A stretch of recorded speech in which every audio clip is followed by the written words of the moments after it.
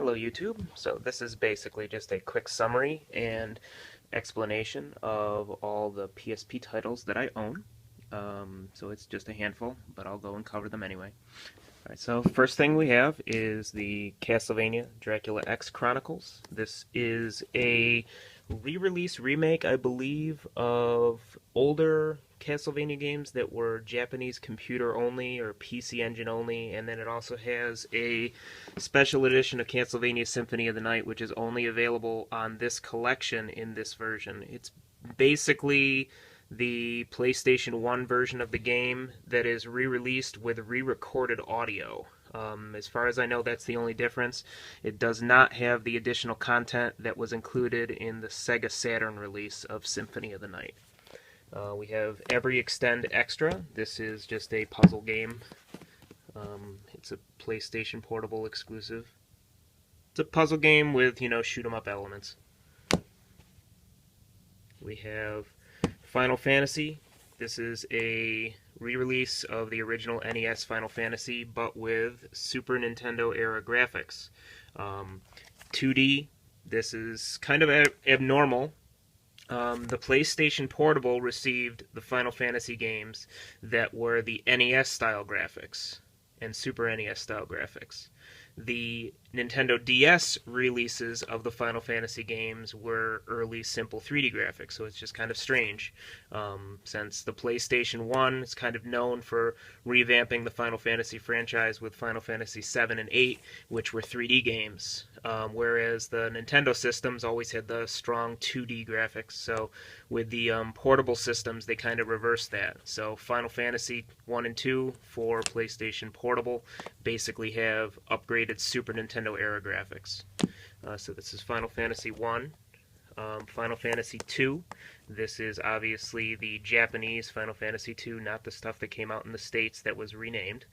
So these are the first two games that were Famicom or NES only re-releases. We have Final Fantasy IV, the Complete Collection. This is a late PSP release, I believe from 2011 or 2012. It came out near the tail end of when the store stopped carrying a lot of the PSP games. So this has Final Fantasy IV, Final Fantasy IV The After Years, which was a mobile-only title, I believe. I think it released on WiiWare. And then it has a new thing that's only in this collection, to my knowledge, which is called... is it listed on here? No, it's like kind of there's an added content that bridges the gap between the two games. We have Final Fantasy Tactics, War of the Lions. This is a re-release of Final Fantasy Tactics from PlayStation 1 with added content. I believe it has some new characters that are from Final Fantasy 12, I think, which I never played. But this is pretty sweet. I think it's got some of the skills and are retranslated. So if you're going from an old FAQ, some of the things in the game won't make sense. I believe they changed the name of the calculators are called something else in the game, and some of the skills are all retranslated. They don't exactly line up with the original PlayStation version. We have Gradius Collection. This is an early PSP release. This is Gradius 1, 2, 3, and 4, and Gradius Gaiden, which was I'm not sure what system that came out in Japan, but it was released in this collection. We have Gran Turismo for PSP. If you don't know what Gran Turismo is, you should learn a little bit more about games. We have God of War, Chains of Olympus. This was, I believe, the first PlayStation Portable God of War game. I think there's two. I don't remember what the other one's called. I don't have it. I have just this one. We have Lunar Silver Star Harmony. I believe this is a re-release of the regular original Lunar, which was, I think, a PC Engine TurboGrafx 16 CD game that was also released on PlayStation 1. So I think that's what this is. What else do we have here? We have Loco Roco 2. I don't think I own the original Loco Roco. This was probably just a pickup that I got when a store like Circuit City or something went out of business, and I think I probably picked it up for $5. We've got Patapon 1 and 2.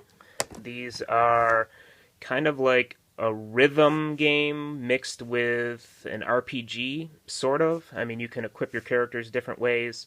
You can get upgraded items and weapons that kind of improve the stats of your army, but the battle is done as a rhythm game where you actually have to hit the X on the beat in order to keep the army like linked together in tune. They're kind of neat. We have R-Type Command. This is a really cool PlayStation Portable game that is a turn-based, grid-based strategy game. You can equip your ships different ways. You can equip your army in space different ways. This is really cool. There was a sequel that was scheduled to be released in the States, and they were hyping it on PlayStation 3 through the PlayStation Home. There was like an R-Type gallery, like it was an R-Type world where you could go around, and there was ads for the game, which was going to be called R-Type Command 2 Operation Bitter Chocolate, and it never came out in the States.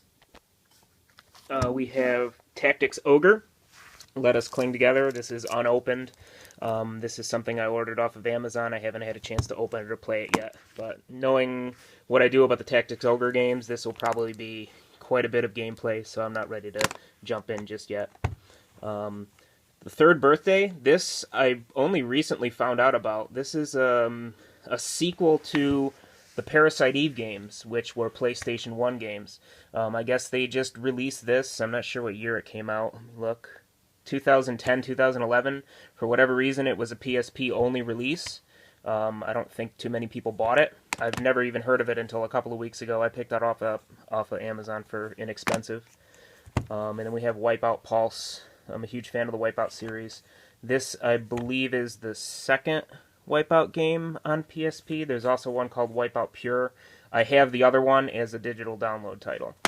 The last game I have here is kind of unique.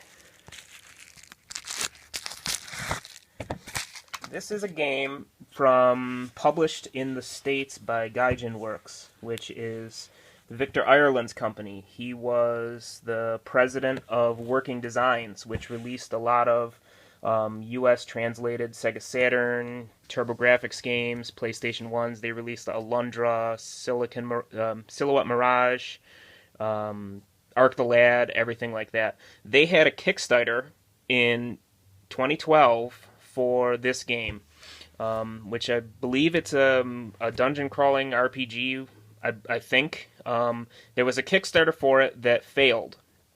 So what they did is on their forums and on their website, they had a thing where if you pre-ordered the game ahead of time, if they got enough pre-orders, they were going to submit it to Sony to actually make physical copies of this game.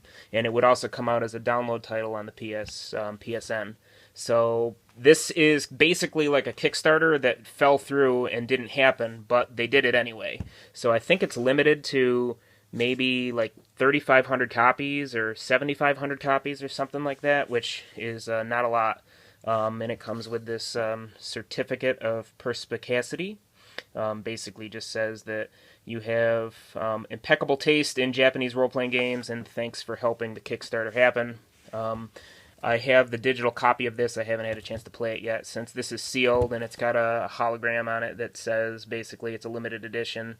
This is copy 1209, I believe, of 3,500, so I don't think I'll ever open this.